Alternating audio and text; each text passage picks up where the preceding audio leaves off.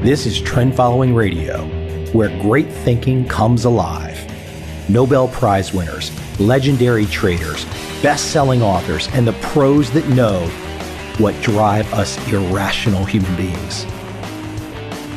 I am your host, Michael Coveel. Not filtered, raw, honest. That's my passion.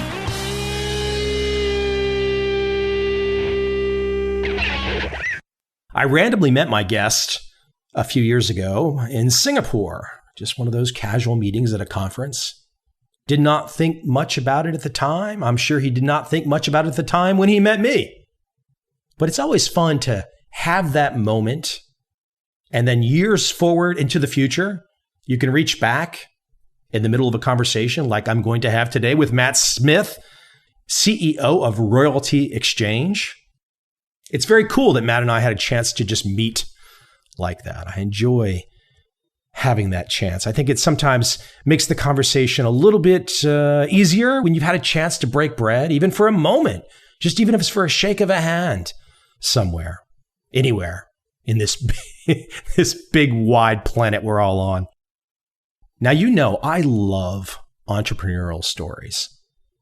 I love the idea that someone takes this nugget of info, this insight, this idea, this creative impulse, and run with it.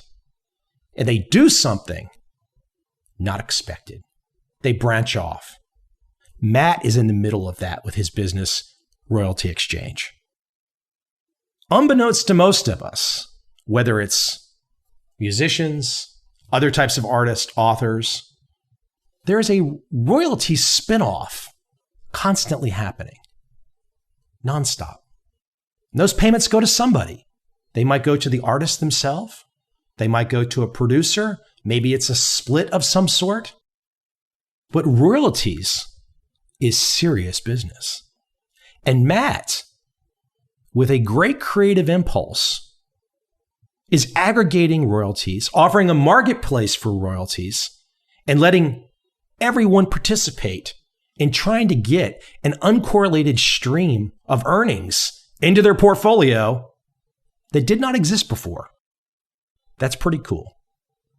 But instead of me trying to explain it, I'm going to let Matt talk because he's got a much better handle on it than I do.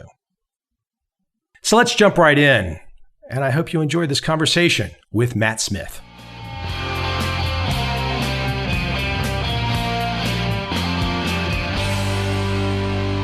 Matt, my thinking about your business, we're going to go down the path to getting into exactly your niche. But for myself, I have a friend who has a business broker business, essentially.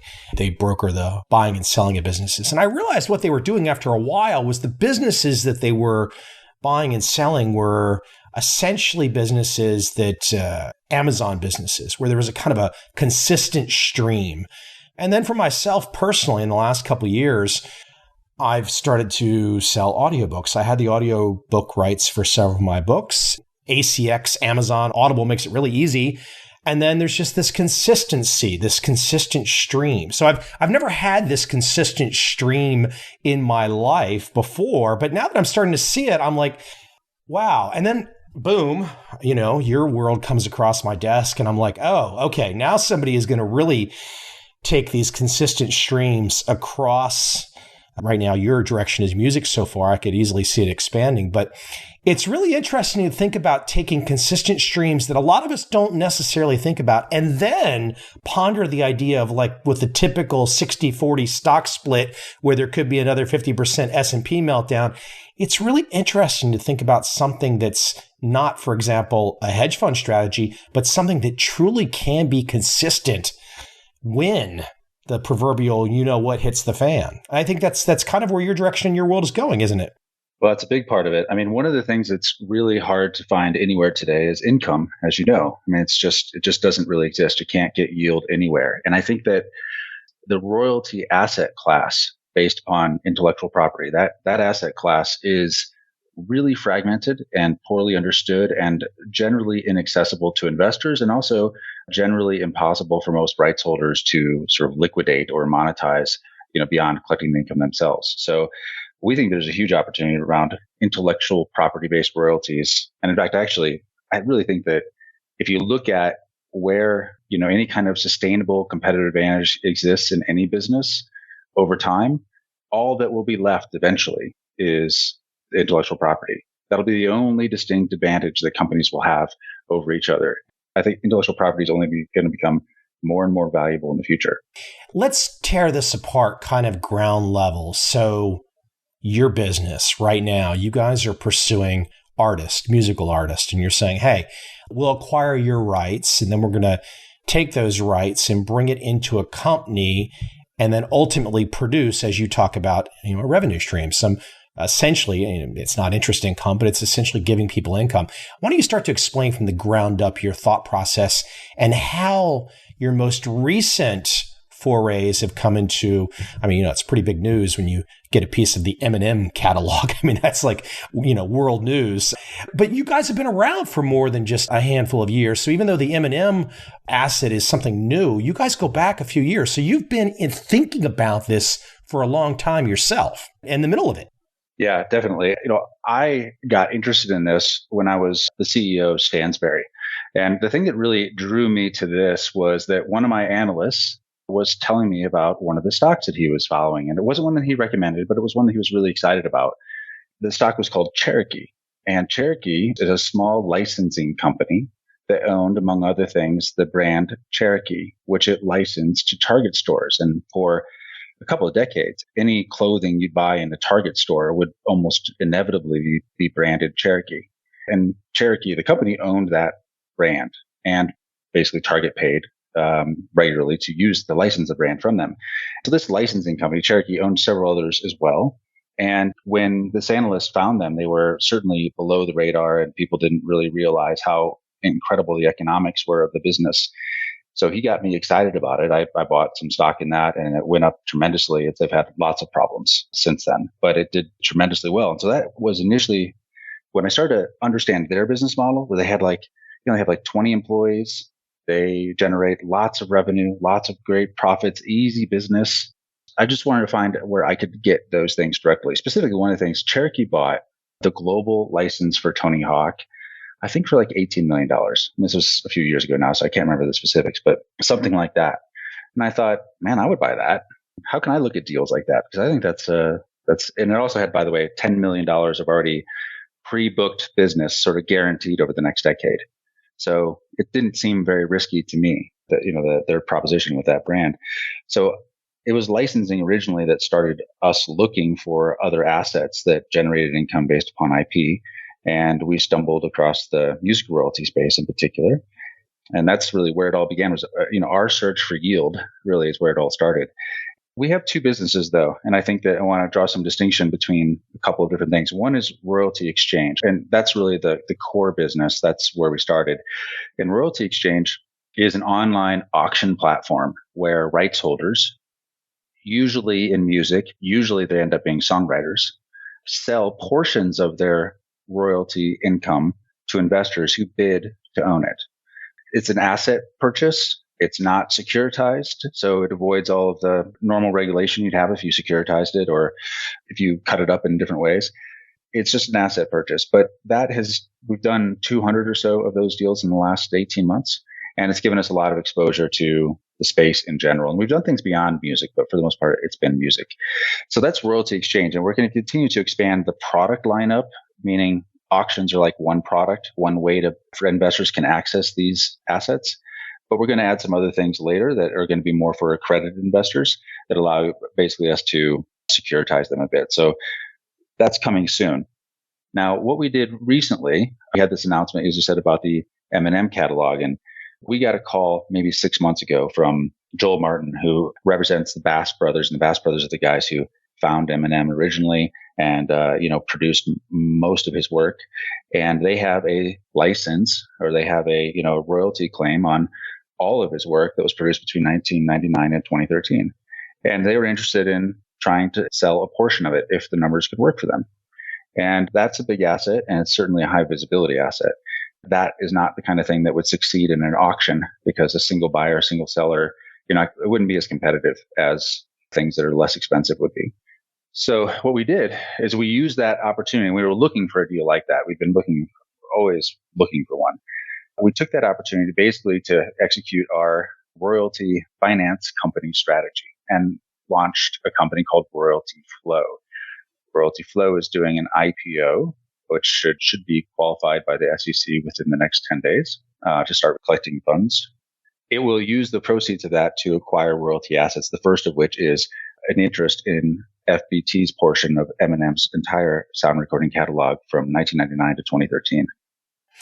Let me probe a little bit here about motivations, because people might be thinking, oh gosh, this, you kind of want to wrap your arms around the motivations of the seller, for example, and the motivations of the buyer. So, the motivations of the seller, I can think of myself. I've never thought about this before, but now it's not huge numbers. It's just one book, or it's actually several books. But I can look at my own situation and say, okay, it looks like there's a pretty consistent stream here. Now, people always have to wonder how consistent will a stream be going forward into the future.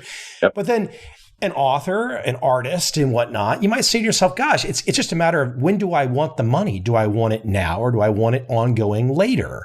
So there's these, risk choices that everyone has to make. And there's a desire for funds. Do you need the funds now, or do you need the funds later? Everyone's going to have different choices here. Speak to for example, on both of the situations you're talking about, the motivations for the buyer. I can easily say, okay, the typical right now, there is no income, as you say. And that's a fair assessment. Who disagrees? You've got to go into the stock market and you've just got to basically trust. Unless you've got a strategy, you've just got to trust and say, hey, it's going to go up. But speak to the motivations for the buyers here, what they can expect and how they think about their return, because it's more than just the income. It's having the income in the future when stocks are not delivering. So it's two-pronged, isn't it?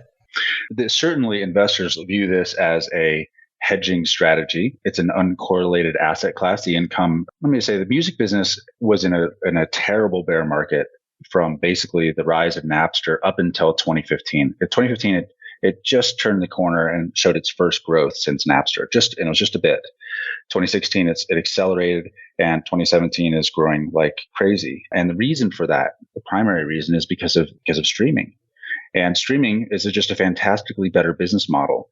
It certainly produces more income for there have been complaints about streaming from some of the rights holders, but there's a lot more money being distributed to rights holders than has been the case in a long time. And it's finally growing. It's a wonderful thing. Just to give you an example of this Eminem catalog I talked about before, it earned in the first 6 months of this year, $2 million from just the various streaming services. In all of last year, it earned $2.3 million. And that's what you see with the acceleration, basically, of the revenues that are produced by streaming. So the basic investor thesis, from my perspective, is number one, that the business has entered a big bull market, the likes of which it has never seen, quite frankly. And it's really giving new life to the back catalog, to the older stuff, because it's easily accessible now, and it wasn't before. Second thing is that there's really no way investors can directly participate in that growth anyway, since the major labels, are the primary beneficiaries of it. One of them is private, and the other two are trapped in these giant conglomerates, and that make up at most 10% of the total business. So it's very difficult to get exposure to the growth directly.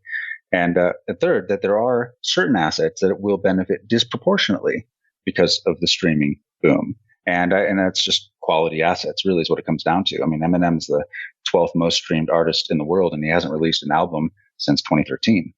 So it's a great asset. So they have that bull case with the royalties anyway. Add to that the fact that streaming music is uncorrelated. The consumption of music generally is uncorrelated to the economy, uncorrelated to the stock market, certainly. So you get that benefit.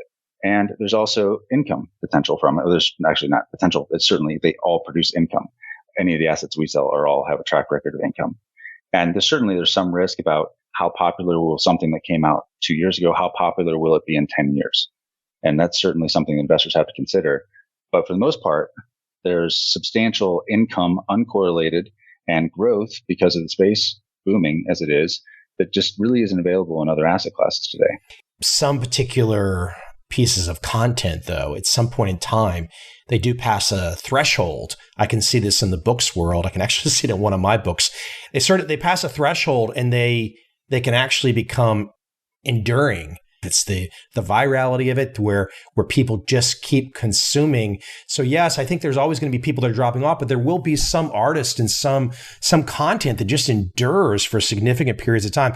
I would like you could throw some thoughts on that too. But the one thing that I was really thinking about that is allowing, if you're going to build investment products off these streams, and you and I are both old enough to remember back to Napster and what happened in the 1990s, where basically everyone thought everyone's back catalog was forever ruined just because of freebies.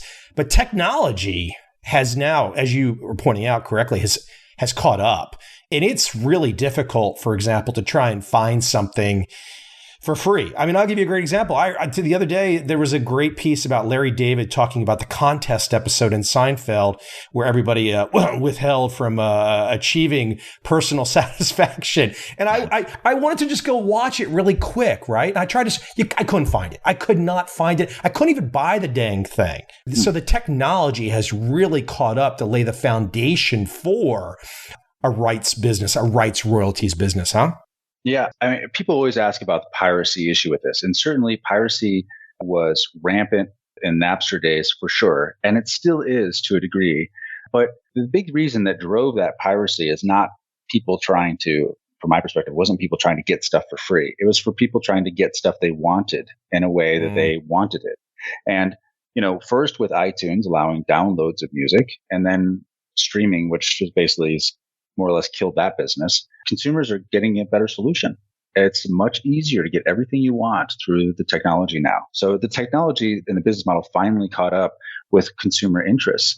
And when that happens, then you have a better business model meeting exactly what consumers are interested in.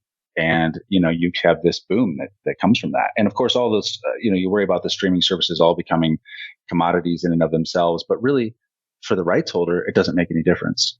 It doesn't make a difference if you subscribe to Apple Music and listen to, the rights that I own there, or you listen to them on Spotify.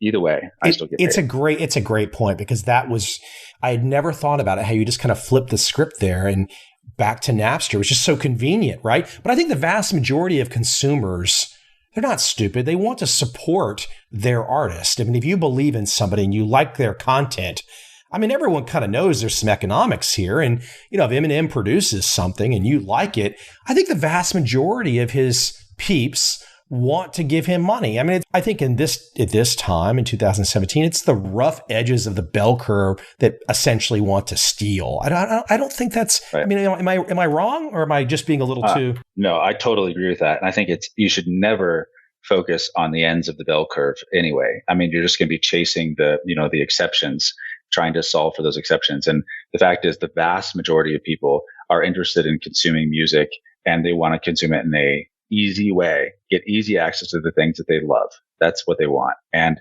the streaming model basically satisfies that in a very, very unique way. And there are free versions of this that are available, basically ad-supported radio, ad-supported internet radio like Pandora, and also YouTube is technically considered ad-supported, right? So you can go and watch basically any music video you want on YouTube, and you'll have to go through some ads or whatever commercials along the way, but you can really get any music you want that way. I can't get Ozzy on YouTube. I don't know why. Ozzy and AC/DC, I think, have pretty much got a lot of stuff off YouTube. Just as a side note. Hey, something I brought up this conversation that I was going to have with you with a friend, and his immediate feedback, I mentioned something about the Eminem catalog, and his feedback was, oh, that sucks. Kind of like somehow or another Eminem was being ripped off. And I said, no. These are producers that have a legitimate stake in the catalog. Why don't you explain that a little bit more? Because people probably don't necessarily think about that when they imagine Eminem. They say, well, gosh, he just gets 100%. A lot of people played a big role to make Eminem. It wasn't just Eminem. Right. Well, I think that's true of every figurehead, everything you see, like every company CEO that might be a celebrity CEO. It's not that CEO may very well be incredibly talented. And yet what they've accomplished certainly could not be accomplished without the legions of folks that support them. And I think that the music industry in creating this art is certainly exactly the same. There are hundreds of thousands of rights holders who contribute to the success of the superstars that we know and love. And sometimes they're the songwriters. I mean, a lot of times the performing artist is not actually, they're performing on work that they didn't write. They're the performer. They're not the writer. Now, sometimes you have singer-songwriters, but a lot of times it's not that case.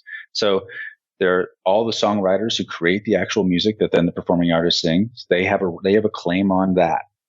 There's certainly producers. The thing that gets a bad rap is people worry about there's all of these stories, which are true, of labels in particular exploiting artists.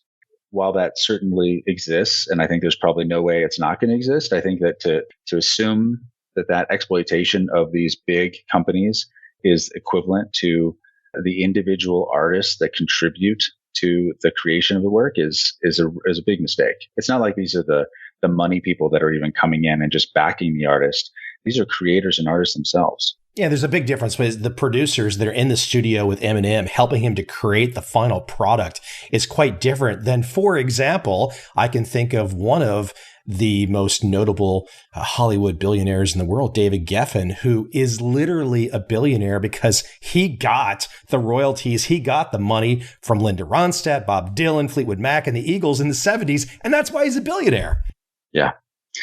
Yeah. I mean, there's definitely times where it was a lot more abusive to artists than it is today, from the perspective I have anyway. And of course, I'm not in the room negotiating deals with major labels and major artists. Why don't you give some perspective to the audience without revealing things that you can't reveal, motivations, exact motivations and whatnot, but maybe talk broadly a little bit more about, because this is kind of like the watershed, get you on the map. And let's face it, and I'm sure you can't tell me everything that's in process right now, but you announce a deal like this with Eminem, your phone starts ringing.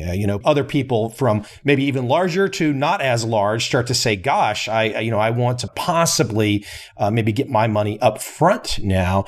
Speak to the motivations, perhaps to the extent you can, for the producers that sold part of their rights that they own for the Eminem catalog. Was it just something simple like, hey, we'd like to diversify and get some of our money up front? What was some of the thinking going on in their selling? Well, I could speak to part of their motivations, but I think a lot of it just more generally, the really accomplished, successful rights holders that we work with, and certainly FBT falls in that category. And FBT, again, is the production company, Bass Brothers, who worked with Eminem. So they're certainly very successful. For them, I mean, there is a real, if you had all of your capital tied up in one public stock, would you diversify? I would advise you to at some point, that it makes sense to diversify. And it's not that it's not selling out, and closing your position. They are at most reducing their position in this one portion of the Eminem catalog's royalties by up to 25%. So they're still keeping the lion's share of the royalties in this. These are sound recording royalties. There's basically two different categories: sound recording and the publishing side, the composition side. They still have the publishing too. So this is really a small portion for them. They're keeping skin in the game. A lot. I mean, yes. And that's what's part of our overall strategy with royalty flow is to not buy entire catalogs and all the copyrights, but it's really to buy portions of royalty income, basically from great operators, who have done a great job and great stewards of the asset today and are going to continue to do that into the future. I'm kind of sitting back right now, just kind of like looking up in the sky and going, what a clever way to think about the world. And especially now that I'm having my own personal experience with audiobooks. And then I start to think about other things. I say, gosh, if I look into the future, and this is kind of a side note to our conversation, but I look into the future and I say, people that own real estate, they get rental income. And then you start to look at some of the technologies unfolding like blockchain. Will there be a place in the future where somebody can just very easily give away not give away, but sell part of their income stream for a piece of real estate? It really allows potentially the direction you're going, Pandora's box for a lot of people to diversify on a lot of different types of assets. Absolutely. And I think the number one restrainer to that innovation is just its regulation, because as soon as you break any asset, income producing asset, into pieces, it's now a security, and now it falls under certain regulations, at least here in the US, that require, only certain people can buy it, and the way that it's offered has to be done in a particular way, and it can be very expensive. But I think that there's going to be an intersection of this ICO world and normal capital raising. I mean, typical VC or Wall Street capital raising efforts.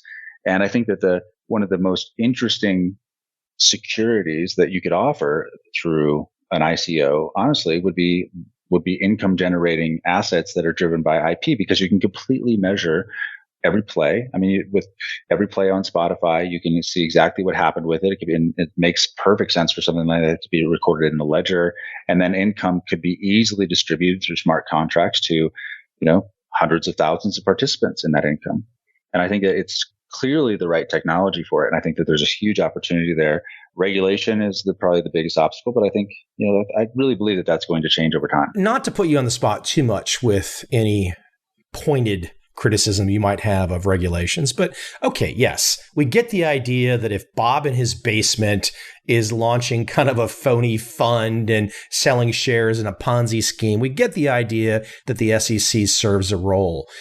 But, when you start to look at some of these innovations, to me, I don't see the role the SEC is serving. I see who are they protecting? Whose interests are being protected, because it's the novel business idea, the creator of the new income stream. It really seems like some of these regulations end up being used just to protect the old guard versus allowing good, wise innovation to proceed. I really believe it's a tough spot for regulators. I mean, whether the regulation should exist or not that's a whole other question. But the regulators themselves, when they see something like what's happened with these ICOs, where people basically they're raising. I mean, there's this one that raised 238 million, and now there's this huge debate about who even has control over it. The person now says that it wasn't a security at all, and it was a donation, $238 million that they raised from people. I mean, that's exactly the kind of situation that the SEC sees themselves as created to keep from happening, where huge amounts of capital are raised with no accountability about the use of funds or obligations of the people who raised the capital. Those things there's going to be disasters. There's going to be lots of disasters in that space because of it. But I think that ultimately there will be some good actors in there. There are plenty of good actors in there today, in fact. And I think that their innovation is they're carving the path of the future, even though there's going to be some really terrible bad actors along the way that are going to really abuse things. And that's really who the SEC is trying to prevent. The pushback there would be, though, that if we let it unfold, if we let this all just unfold, the ICO movement, so to speak, yeah, some people are going to get burned. But at the end of the day, hey, I know people that are investing in ICOs. I've not yet. There's a little bit of personal responsibility here. So if somebody is just out there at the Ponzi scheme, out there at the gambling hall, and they're throwing their Bitcoin around or their Ethereum around, and they get pinched, I don't necessarily want to pay bureaucrats in DC to clean that up. I think the market might clean it up too. Now, I'm opening up Pandora's box of a much larger conversation, and I have a sneaky suspicion you probably share some of those beliefs with me. Oh, no, I do agree with that 100%. In fact, I really believe that there should be consequences for poor decisions. I think that's called life. And I think that to try and create like bumpers, in a bowling alley, so you want to throw the ball in the gutter, is not realistic. And I think you end up, in order to try and protect so much, you can stifle innovation, and you can actually end up hurting a lot of people in the process. But I'm just saying that I know that I believe from their perspective, those are the problems. That's why they believe they exist. And that's the mission, is to keep those things from happening is their mission.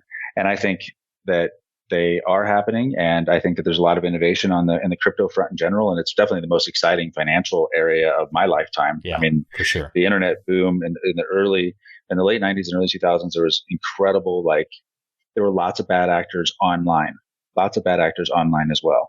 But there was lots of opportunity and lots of innovation that took place. And I feel like that crypto is that times some multiple. I can't even imagine. I mean, it's much larger than what did we experience in the early 2000s. Let me give a little more color on your, because I can take you off on these fun tangents, but let me give a little more color in the royalty space where you lie right now.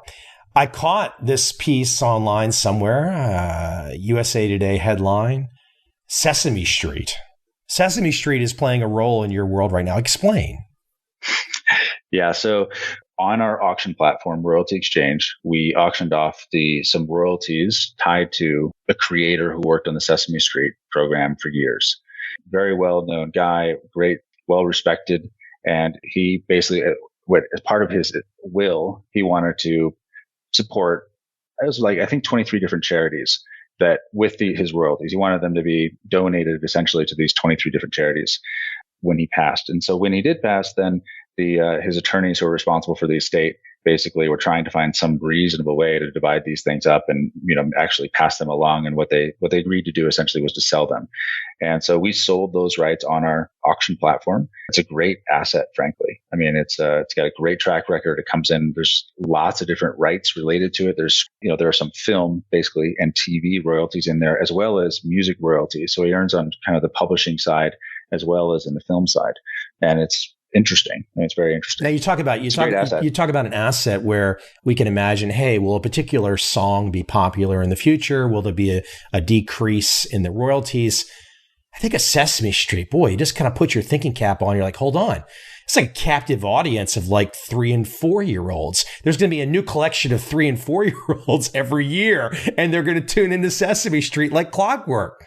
Right. And one of the things with the things that are geared toward kids is that there's often, if they are passed along from their parents to their kids, if they like have this shared, experience with them growing up, like a lot of people now with Star Wars, came out when I was a kid and now introduce their kids to it. And then they get all excited about this whole Star Wars franchise in a new way. And there's some things that pass along like that really perpetuate. And there are other things that don't, but it's hard to believe that Sesame Street is not one of those that will continue. And also with all these things, you have to realize that they're all governed by copyright law. So the royalties are earned on them because they have a stake in the copyright. Copyrights after 1978 work like this. They stay in effect. They're owned for the life of the author, creator, plus 70 years. So the Sesame Street royalties theoretically have another 69 years or so left in them, at least Tony Geis's portion. The question is, will Sesame Street be popular and earning royalties 69 years from now? Well, it's really important to know if you're paying even 20 times what it made last year for it. But if you're paying something more like 6 or 7 times what it made last year, it doesn't seem like it's a very risky proposition. That's just good financial decisions that each individual is going to have to make based on their time horizon, their expectations.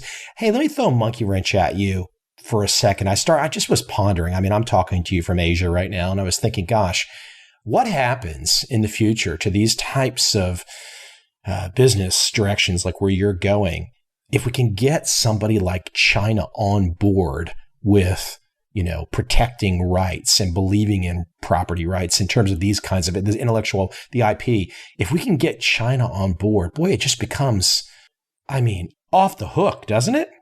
It does. One of the things that you notice actually about China's behavior in relation to copyrights and intellectual property is that they've come to respect them recently because, and this is normal, basically, when countries are startups, they basically disregard copyright law. And then as soon as that they have they're producing their own intellectual property, they want to be protected and they come around. And China certainly started to do that. They want their copyrights to be enforced globally. So they're starting to open that up. But the other thing is that you have to, it's not necessarily country specific because it really has a lot more to do with the technologies that deliver the copyrighted works. And if the technologies that deliver it are effective, giving the consumer exactly what they want, like Spotify is, then it doesn't really matter what China's general perspective is on this IP. It's not like, and I will also say that I think that China has a different belief about stuff that's patented, right? Technologies than it does around copyrights in particular. For example, Apple has pretty good protection in China. Yeah, well, they do, but I certainly it's only because China's benefited dramatically from manufacturing their stuff, right? So they've sort of worked out we're comfortable working together at least under these conditions, and I think Tesla just got approval basically to build a factory outside of Shanghai, and I think that there's risk certainly of their IP being stolen along the way, and I think that's certainly what U.S. technology companies certainly worry about. But I think it's different with with works, with art, with music and books, because of the fact that all of these things can be found. I mean, almost all of them can be found somewhere online for free. Almost all can, but it's becoming more and more difficult. And if there's an easy choice where they can get it for a reasonable amount of money, and pay for it, then they're way more likely to subscribe to Spotify or a similar service than they would to go spend a lot of time trying to get stuff for free. Also too, as an artist these days, gosh, I guess I'm technically that because I've written books, but as an artist, if you have to think, gosh, okay, this free battle is lessening and lessening. But, as an artist, if you're willing to give away a little extra on something, if there's an offer that goes along with a piece of music or a book, it just further ensures, when I look into the future, it just further ensures the ability to protect your IP. And it further ensures the audience loyalty, the audience belief in you as the artist. I want to support you. You're my guy. You're my woman. I want to give back to you. You're giving me stuff back. And then, then I look back and I look at Matt and you're saying, hey, let's build a business that's kind of built on this stability. It's just really cool. Well, thanks. I obviously, I think there's a huge opportunity here to turn these. Our current goal, our primary goal, is to make these royalty streams investable. And right now, it's still difficult. With royalty flow, with that public offering, it's going to be a lot easier, because there's direct access to the FBT's Eminem catalog, and then other things after that. So there's that, but otherwise, it's the auctions that we do, and those auctions generally our investor buyers are high net worth individuals, but we have lots of funds who watch what we do, but it's not appropriate for them to invest in the things that are auctioned typically. They can't even often participate in auctions simply because of investment committee decisions and so forth. So, but there are a lot of professional money managers, family offices, that sort of thing, that are very, very interested in these assets, and finding ways to give them access to them, I think is, it's certainly a worthwhile pursuit because it solves a problem that they have, and it really opens up the opportunities for the artists as well. Why don't you explain the IPO here? Because what you're not doing, if I'm reading everything correctly, you are not launching a fund. So it's not a hedge fund. It's not a mutual fund. Why don't you explain the process here and how that seems like a kind of a novel way to go about it as well. Why don't you explain the process and what's unfolding? Okay, let me first tell you what the goal of that business is. There's a company that's just down the street from us, a company called Royal Gold. And Royal Gold is essentially the model that we are using for this business. And what Royal Gold is they are a royalty finance company, and they finance resource companies who are great operators who are sitting on great proven reserves and just need capital in order to be able to bring those reserves to market. And in exchange for that capital, Royal Gold earns a royalty on every ounce of resource that's produced from the mine. It turns out that's a fantastic business model. Royal Gold, and most people haven't heard of Royal Gold or Silver Wheaton or any of the other royalty finance companies that exist in the resource space. But Royal Gold, just as an example, has 23 employees. They have a $5.8 billion market cap. Their net income per employee was $4.4 million last year. For some perspective, Apple, which is constantly lauded for its remarkable profit margins, was like $384,000 per employee. So in terms of like the bang for your buck, the business model that Royal Gold has and others in the space, and the way that they've been able to execute on that is remarkable for shareholders. It's a really great situation for shareholders. So we aim to be the Royal Gold of media royalty financing, and starting primarily with music, of course. And the anchored asset for this is FBT's Eminem catalog. That's the goal. Now, the way we're doing it, we're going about it by doing what's called a Regulation A+ IPO. And it's called a mini IPO. It's part of the Jobs Act that Obama signed in 2012. It basically allows businesses to go out and raise capital in a different way than what you'd normally have to do, meaning that you don't have to go through the traditional Wall Street path of getting it done. It's specifically designed for companies that are raising $50 million or less. In fact, by that law, you can't raise more than that in a single calendar year. So we're using that process, and it's a little bit, it's certainly unfamiliar to most people because there haven't been very many companies that have exercised it yet. But basically what happens is once we get the SEC qualification, which I said should be really any moment now, then investors will be able to buy shares in it. Those shares go through, they're bought through a broker-dealer platform called Folio, which just is like a service provider in there. Once it closes, those shares get transferred to a major exchange. And our expectation is that they will be traded on NASDAQ within, a short time after it closes. And then you'll be able to buy and sell them through your normal brokerage account. But it's kind of a different way in to doing it. Instead of having essentially get a Wall Street bank to underwrite the whole effort and take a big chunk of the capital that's raised, this approach is a lot more simple and certainly delivers more value for shareholders because the costs are so much lower. From the IPO aspect to the royalty business itself, it's really interesting how you've connected some dots here on this entrepreneurial venture. I mean, I wish you the best of luck.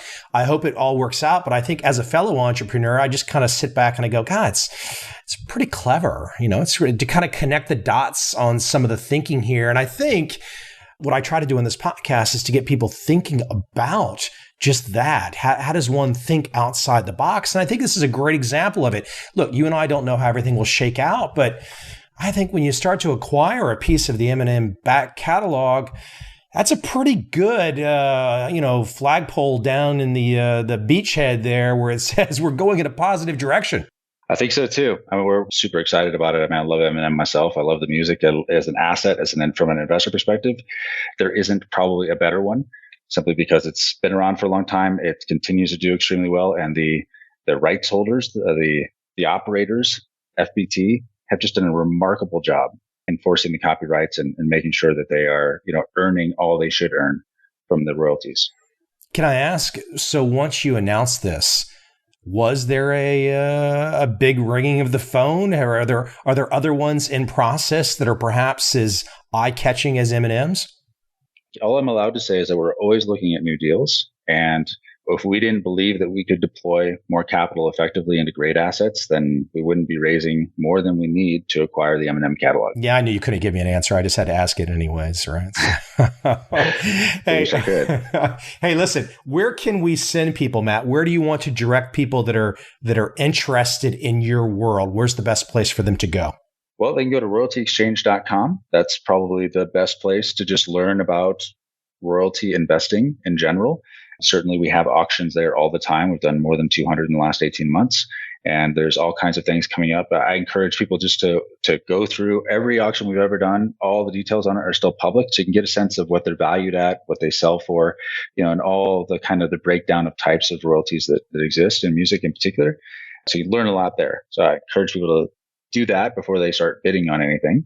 But once they're interested, once they feel like they have enough of a grasp of the assets, they can bid on them through that site. And then they can go to royaltyipo.com, which essentially redirects to a royalty flow related landing page where they can find out about the IPO and the Eminem assets. As an author who has dealt with 3 different publishers over the last 13 years, dealing with IP, royalties, contracts, etc., I think one of my interests in this conversation was just for me personally to think about how all of these different systems could evolve in a better way, a more efficient way, frankly, that benefits, from my perspective, the artist. But look, it's more than just the artist, as you're proving. There's lots of different ways for everyone to benefit from these royalties. And it's exciting stuff. And I really hope that this is kind of like opens up Pandora's box for all these different things that I see. And it's an exciting time to imagine when you look at the ICO world, you look at the idea of carving up royalties. I mean, the possibilities are just endless. It's really, really interesting stuff. I agree. We love it. Matt, thank you very much. Michael, thank you so much. I appreciate the time.